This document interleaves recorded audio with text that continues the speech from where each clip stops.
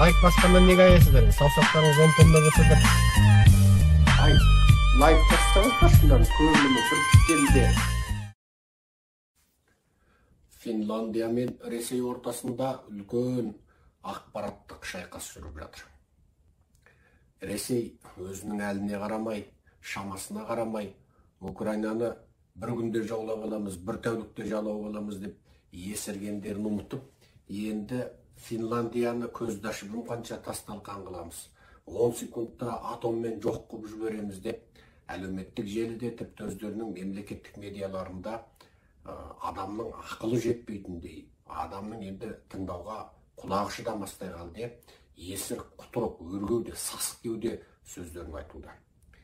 Мынау орыстың қорғаныс секциясының думасындағы Жоралиевті кім атын жаңа ағылшынша Жоралиев дейме, сол бәле енді құтырғанда мен ары қарай тыңдамай тастай салдым. Атом қаруларын қайта-қайта алып шығады. Мынау орыстарға атом сенде ғана бар ма деген бір нәрсені бір айту керек екен. Оған тіпті Англияның премьер-министрі Бористің өзі айтты ғой, сендерде ғана атом қаруы бар емес, атом қаруы бәрімізде бар. Бұлар әле-сәле атом қаруын алып, жұртқа қоқал-лоққы жасап, өстіп, әлем алдында масқара болғаннан бірінен кейін бірі артардан өстіп, есіріктенгеннен шаршамайтын болды.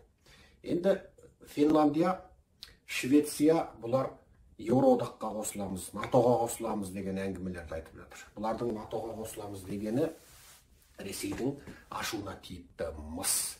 Ал Ресейдің әрбірден кейін олар қайда қосылады, кіммен жақсы болады, Ресейдің оған анау-мынау деп әңгіме айтатын не қақысы бар? Ешқандай да қақысы жоқ.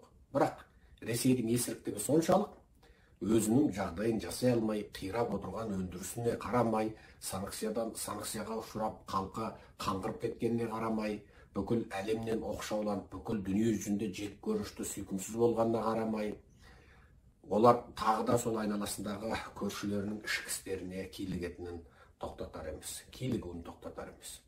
Бұл анығында аса үлкен масқара оқиға, бұл орыс шовинизмінің бүкіл адамзат алдында бет-пердесінің анығы ашылғаны болды. Енді Финляндия көп жұрт ойлайды, оның құрттай ел, әскери күш шамасы жоқ деп. Жоқ, ол үлкен қате көзқарас. Финляндияның мынау әскери ұшақтарының бәрі Американың былай елдерге сата бермейтін ең жоғарғы, ең соңғы үлгідегі еп сериалдағы әскери бомбалаушы ұшақтары бар. Ең соңғы үлгідегілері бар. Ал Финляндияның бұл әскери бомбалаушы жойғыш ұшақтары ол Мәскеуге, Петербургға тіке ұшып келе алады. Және оны осығанға дейінгі қаншама соғыстарда дәлелденді. Ресейдің ең жоғарғы деген С-300 әуе қорғаныс системасының өзі оны барлай алмайды, бақылай алмайды, тоса алмайды, тіпті оның қайдан ұшып, қайда қонғанын, қайда екенін біле алмайды. Яғни Ресейдің әуе кеңістігі Американың ең жоғарғы озық, ең соңғы озық үлгідегі әскери бомбалау ұшақтары үшін алғанда ашық. Ресей Мәскеуді, Петербургты, тағы өздерінің үлкен әскери нысандарын ешқашан қорғай алмайды. Әсіресе Американың соңғы үлгідегі бомбалаушы ұшақтары үшін алғанда, Ресей далиып қақпасы шашылып жатқан алғаштың жаман қирағалы тұрған ескі үй сияқты. Ал құрлық әскери техникаларының не болғандығын Украина соғыс майданынан бүкіл дүние жүзі көрді. Ресей ешқашан енді әлемдік екінші деңгейдегі үлкен әскери мемлекет емес, ол қатардағы мынау шығыс Еуропаның кәдімгі орта шарқы елдерінің деңгейінде екендігін көрсетіп қойды. Ресейдің шамасын бірден білгеннен, тек атом қаруынан басқа Ресейде қорқатын түгі жоқ екенін білгеннен кейін, және ол атом қаруларын олар қозғалысқа жібермей жатып ақ Америка мен Еуропаның оны тас-талқан қыла алатынына көздері жеткендіктен, Байден баяғының баяғысында соғыс бастала сала Путинмен сөйлесетін жеке линияны жапты. Сыртқы істер министрімен болған жеке линияны жапты. Байденнің бұл шешімі, былайша айтқанда Путин енді қош сау бол, мен сені бір үлкен менімен қатар тұратын, менен кейін екінші үлкен әскери қуатты ел деп санамаймын деген сөзді білдіріп отыр. Ал бұл өте сұмдық. Яғни Путин енді Нью-Йорктағы Біріккен Ұлттар ұйымына да жиынға қатыса алмайды, әсіресе оның сыртқы істер министрі де келе алмайды.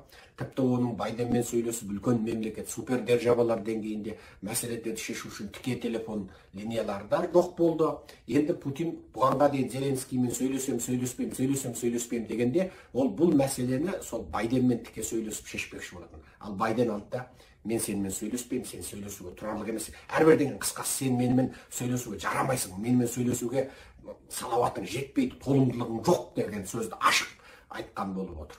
Міне сонымен масқара болып Путиннің жаңағы қақалып шашалып, водкасын ішіп, мына қолы дірілдеп, басы қалтылдап, аузынан арақ сасып, кезігетін адамдардың бәрімен 50 метр жерден кезігетіні содан болып отыр ғой.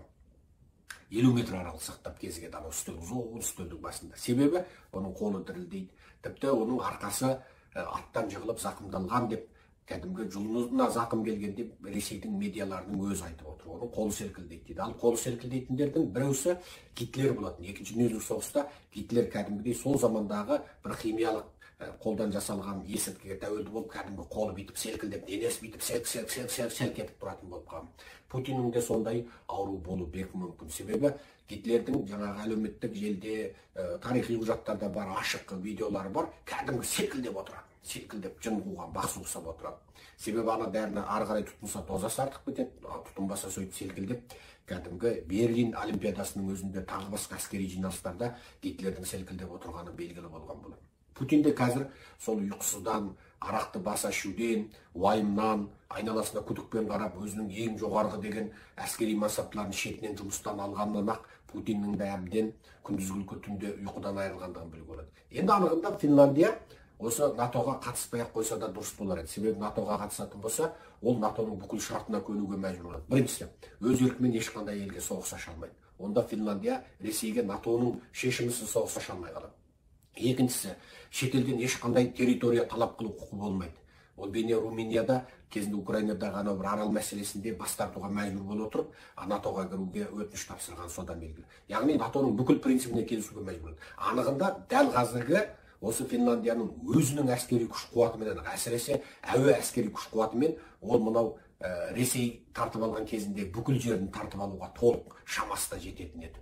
Тіпті ол Мәскеуді тасталқан қылып, Қызыл алаңның бүтін күрішін қалдырмай, қиратып тастауға, Петербург тасталқан қылуға, Кремльдің күлін көк ұшыруге бәріне шамасы жететін еді. Тіпті Путинді өлтіруге де шамасы жететін еді. Себебі олардың қолында Американың ең соңғы озық үлгідегі F-сериалды ұшақтары, F-сериалды F деп басталатын жаңа бомбалау ұшақтары бар. Ең соңғы көрінбейтін, Ресейдің радарларына, Ресейдің ең жоғарғы әуе қорғаныс жүйесіне көрінбейтін, қудалауға түспейтін, оқ іздеп таба алмайтын оның ұшақтары жеткілікті еді.